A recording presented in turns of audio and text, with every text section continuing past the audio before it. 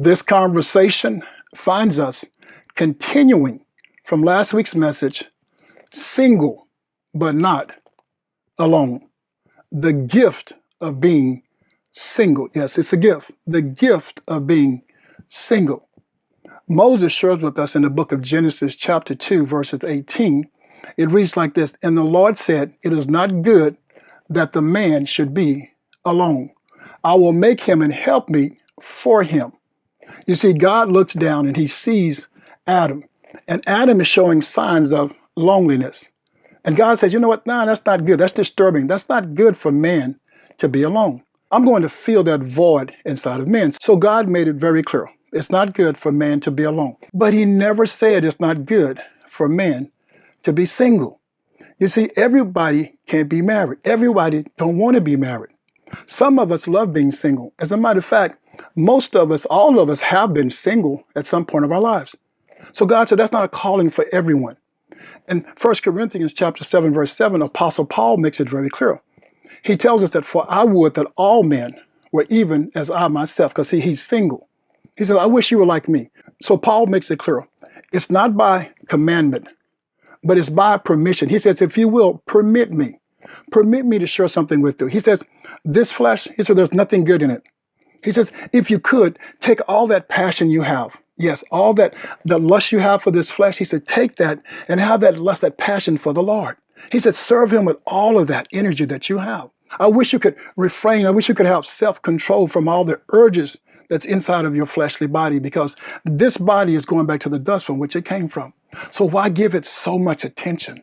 Paul says, I want you to grow from this.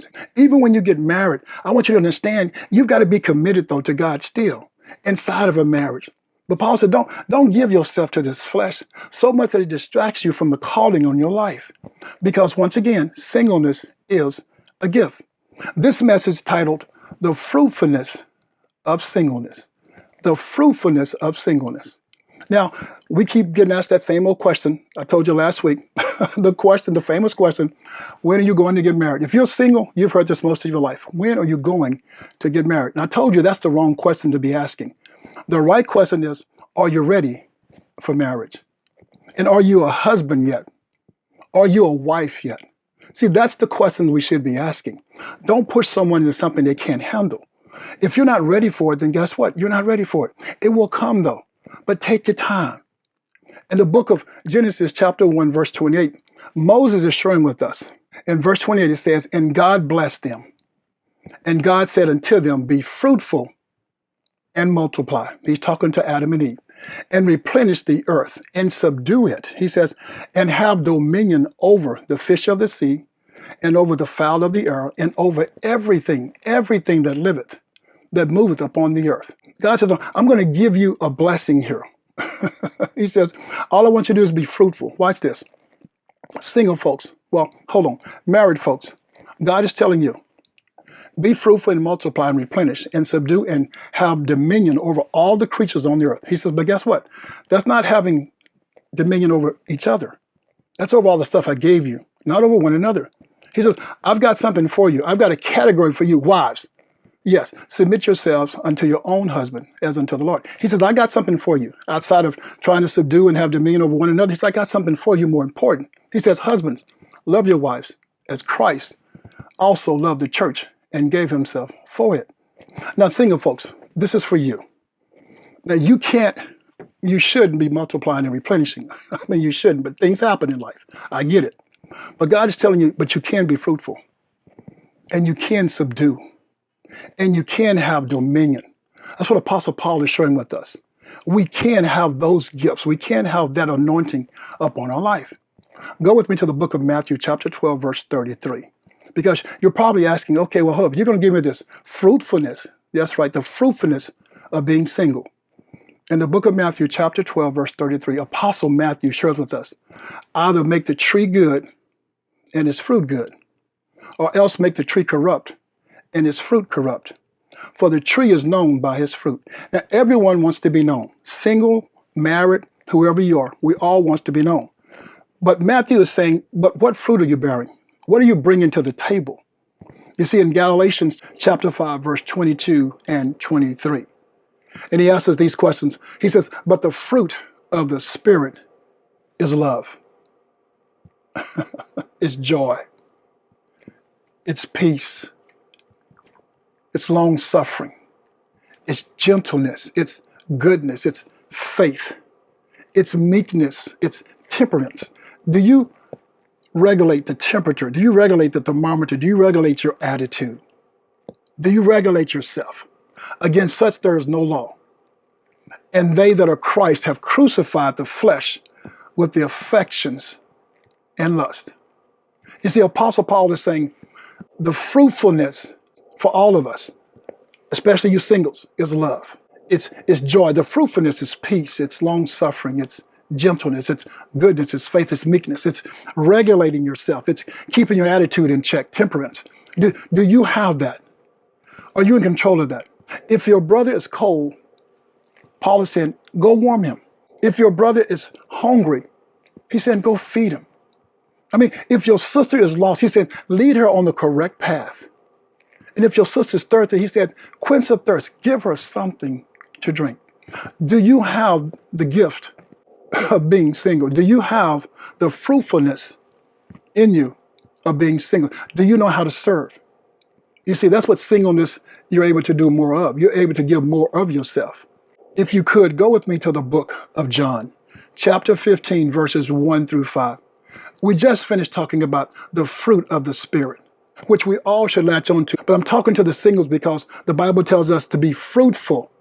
And so that part you can be fruitful and you can subdue and you can have dominion. But I want to show you something else over here in the book of John, chapter 15, verse 1 through 5. It reads like this: I am the true vine, and my Father is the gardener. He cuts off every branch in me that bears no fruit. I pray you're bearing some fruit. While every branch that does bear fruit, he prunes, he trims, he cultivates. Yeah, he keeps developing, he keeps polishing, he keeps molding, so that it will be even more fruitful. God says, I'm going to give you more blessings on top of blessings. You are already clean because of the word I have spoken to you. Remain in me as I also remain in you. No branch can bear fruit by itself. You see, you need a support system. It must remain in the vine. You must be attached. Neither can you bear fruit unless you remain in me. Verse 5, I am the vine, you are the branches. If you remain in me and I in you, you will bear much fruit. Apart from me, you can do nothing. Let me ask you a question. What or who are you attached to? You just heard the word. God made it very clear. You and I, we're the branches. He's the vine. I pray you're attached to him. Who are you allowing to speak into you? Who are your friends that holds you accountable for the lifestyle that you're living? What process do you use to cut off people who are not good for you? What process do you use to cut off things? Yes, things that are not good for you. You've got to have an accountability system around you. You can't do this by yourself, especially being single. When two people are married, they've got some accountability there. They got some responsibility there. Not that it always works out, but they do have accountability. Women, let me make this very clear. Stop compromising your value system. Just because people keep asking that same old question, when are you going to get married? And so you want to put that noise out around you? Hey, tell them to mind their own business. Don't go and hitch up with somebody just because you want to drown the noise around you. You're working on something. Let them be messy, all by themselves. Don't go and hook up with something and mess up someone else's life because you're not ready. You're just trying to stop the noise. Well, quiet the noise by just telling them, hey, stop it. It's not your business. This is my business. Stop making people feel like you're in need of being rescued. You're not. You don't need anybody rescuing you. You don't have an issue. You have a life that you're living. That's what you're doing. You should be unapologetically, watch this, single and happy while you can. Because you won't always be single. You will probably get married. But for right now, hey, enjoy it. It's a beautiful thing. Not just anyone can love you the way you deserve to be loved. Be careful running into someone's arms just because everyone is trying to push you into something. And keep in mind, love is not lust. No. And lust is not love. They both occupy separate lanes. Make sure you know what you're getting yourself into. Don't ever allow anyone to make you they're seconds. Did you hear me? Yes. If they don't have a thirst for you to be their first, you keep it moving. Don't ever become someone's leftovers. You just keep on moving. Singleness is good for you, okay? Because that's what you're going to be in the relationship. They're always fiending for someone else who they missed. You're seconds to them. So really and truly, that person is still single. That person not really, they're married to you, but they're really single-minded. They're still focused on something they lost. They let go. You don't want that type of relationship. You want someone fiending for you. You keep it moving until you find someone who fiends just for you, who has a thirst for you being their first. That's what you do. You keep it moving. Because singleness is a blessing. Don't let anyone rush you into getting married. Why go and hurt someone else's life because you rushed into it by the noise around you? You see, what we've done, we've made singleness look like it's sinful. We've made singleness look like it's a failure. Yes, like you're incomplete, like God has forgotten you, like God don't love you, like something's wrong with you. You better be very careful and prayerful, because it will make you bitter and broken. It will make you frustrated and depressed. People will do that to you. Not that they're aware of it, but they will do that to you. They will put so much pressure on you. That's why Paul makes it very clear. He wished you were like him. That you could live in this singleness and you could be proud, you could be bold, you could be courageous, and you could enjoy it.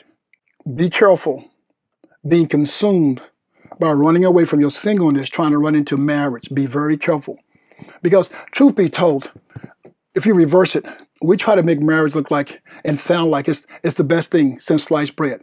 We act like marriage is the answer to all your problems. Well, it's not. Married folks have problems too. As a matter of fact, when you think about it, your problems is singleness, you got your problems. But when you get married, you bring two single people together. And guess what? Now you got double the trouble. You got double the problems. Now, marriage is a beautiful thing. I'm going to be honest with you. But now you have two people working towards trying to become one. That's a struggle. There is no magic wand, if you will. There's no magic wand to take all your troubles away, to take all your issues away. I mean, once you get married, guess what? It's work. After the ceremony, you got two people working to become one, trying to conquer their issues together. And that's a beautiful thing. But the conversation about being single can be exhaustive. You've got to tell people to leave you alone and alone. Yes, both of those, alone and alone. Telling your clock is ticking, your time is running out. Come on. Those are what I call pressure point statements. So what it sounds like is that your family and friends are more desperate for you than you are for yourself. And if you're not careful, they'll tell you to run into a burning house to pull out a couch that no one really needs. That's what they'll do. The fireman is telling you the house is ablaze, don't go in, but your family and friends are trying to push you in. Let me tell you something. Don't let anyone push you into a man's arms who's not ready. That's a blaze, that's a fire, that's an inferno. To put you in someone's arms who's not ready. Because guess what that does? Now you have two people who have problems who need to be saved. And that's tough. It's bad enough having one. But you run into a man's arm who's not ready, you just put yourself into a world of problems. And that's what your family and friends will do. They will push you into trouble. You see, that's what it's like. Yes, when you're seeking a man, when you're letting everyone else to tell you what to do, to save you from your single state, as they call it, listening to your anxious friends, you simply need to tell them to mind their own business. You know what's best for you and when is best for you. Now, I do realize that some of you are single because you were dating and you broke up. Something went wrong. But I've told you that if you're dating, you're still single. You're always single until someone puts a ring on your finger and marry you. But some of you are single because you had a divorce. And some of you are single because someone died and you're a widow or a widower.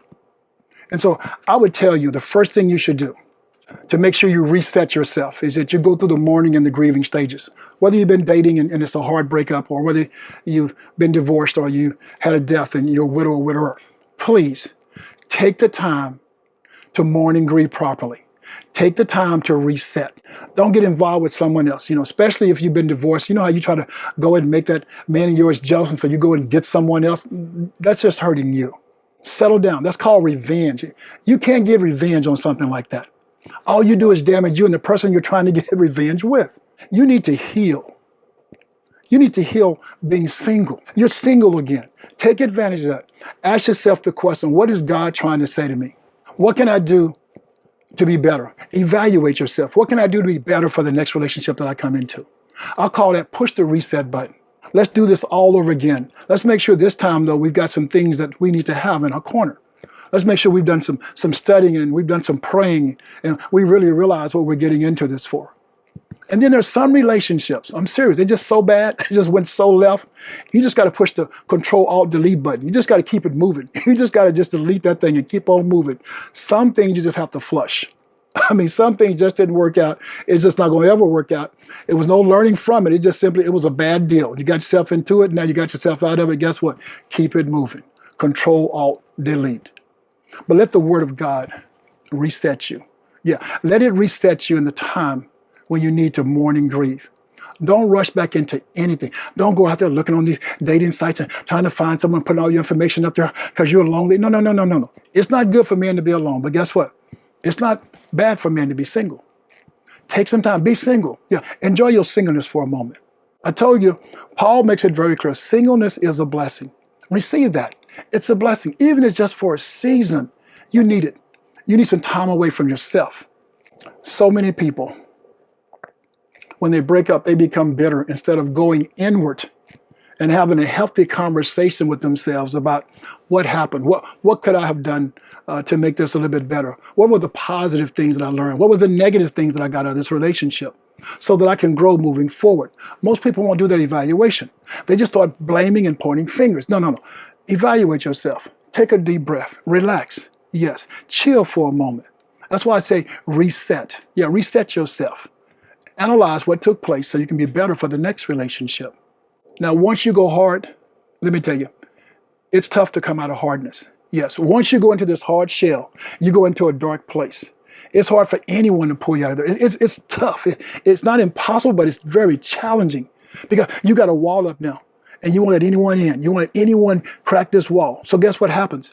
You become shattered and scattered all over the place. Yeah, your thinking is just all over the place. Remember what they said, they couldn't put Humpty Dumpty back together again. You don't want to be like Humpty Dumpty. No, you want your life to be sound and solid. That's why I say analyze yourself. Yeah, reset. There is a relationship found in God that very few get an opportunity to embrace. You see, singleness affords you the opportunity to spend every waking hour, every moment of your day with the Father. There's a story in the Bible about these 10 lepers who came to Jesus and asked him to heal them. And he did. And they walked away. But one returned. And the Bible tells us that Jesus made him whole. That's what singleness looks like. That's what it feels like. Yeah, it feels like becoming whole. It feels like becoming oneness with the Father. Are you taking the time to become one with the Father? Before you do get married, are you taking time to be ready for that marriage, for that man, for that woman? See, this is the time you should be taking out to work on you. Because let me tell you right now, singleness, that's a cool thing. It's cool to be single. We've all been there. We know it's cool. It's powerful also. I mean, when you're single, you can take risk. You can take a whole bunch of risks. You can work on your goals and achieve your goals because you don't have anyone who's holding you back or who's pulling you down. And I mean, just based on responsibility and accountability. And you're responsible and accountable to yourself as well. But you don't have to go home to someone. You don't have to take care of little children. You got time to work on you. And if you do have children and you're single, you still have time to work on you and to work on whatever it is that you're trying to really achieve in life. Those are the people who can really influence the world. Single folks, it's a blessing to be single. It's a blessing to enjoy your singleness while you have it. I can't say it enough. Singleness gives you the opportunity to spend so much quality time with God. So enjoy it while you have it. Take advantage of it while you have that time. That's why singleness is so important. It's because you have time to give. You have time to serve your community. You have time to be a servant. You have time to serve the homeless, to serve the poor, to serve the needy, to serve those who are disenfranchised. You have time to support those who are disabled, those who are in need of someone pouring into them. There's so much that you can give while you're being single. There's going to come a day of judgment. And God's going to look at the book of life and he's going to look at your life in that book. And you're going to have to answer and be accountable for all the things that you did or didn't do. So I'm just saying singleness, you have a chance to really, really do some good before you get married. And when you get married, it's two of you doing even a greater good, if you ask me. But right now, God's going to be able to look at you because this is an individual walk when you look at it. It's an individual way. It's an individual confession that you make between you and God. And God's going to look at you and see, what did you do to make things better? What did you do to really support others? So when you stand before God, he's going to look at your list No, he's not going to look at your husband list. He's going to look at your list. No, he's not going to look at your wife list. He's going to look at your list and look at your individual accomplishments. What did you do? Who did you serve? Who did you support? Who did you give to? No, it won't be combined with your husband or wife. It will be you standing before God and being accounted for. That's why I tell you, singleness, embrace it. Embrace your singleness, because guess what? When you get married, it's two shall become one. So the struggle become twice as hard. Yeah, the journey become of epic proportions. You see, Satan comes after you. When you give yourself to someone else, oh, it's on. Yeah, he's going to try to coerce you to be single within the marriage. And that's what we want to talk about next week. Yes, we talked about the gift of being single. We talked about the fruitfulness of being single. Let's talk next week about the oneness of being single, but not alone. Don't forget Romans 10:9. Confess with your mouth that Jesus is Lord, and believe in your heart that God has raised him from the dead, and you too shall be saved. God is God.